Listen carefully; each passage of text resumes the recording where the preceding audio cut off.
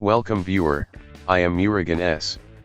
This video tutorial describes, fix Windows 10 no audio output device is installed error.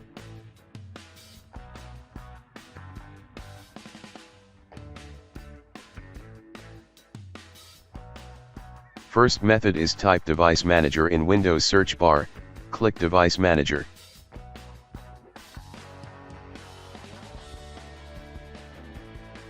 Click and expand System Devices.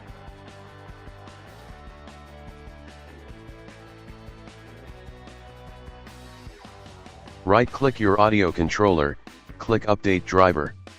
Click Browse My Computer for drivers. Select Audio Controller, click Next.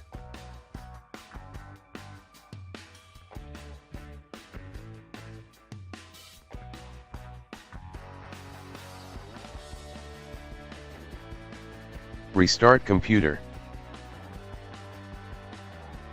Second method is type Device Manager in Windows search bar, click Device Manager.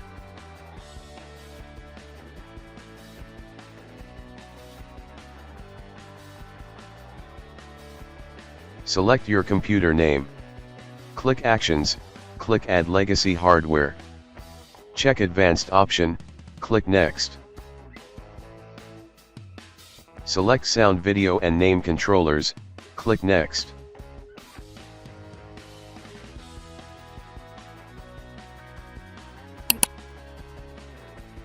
Finish and restart computer.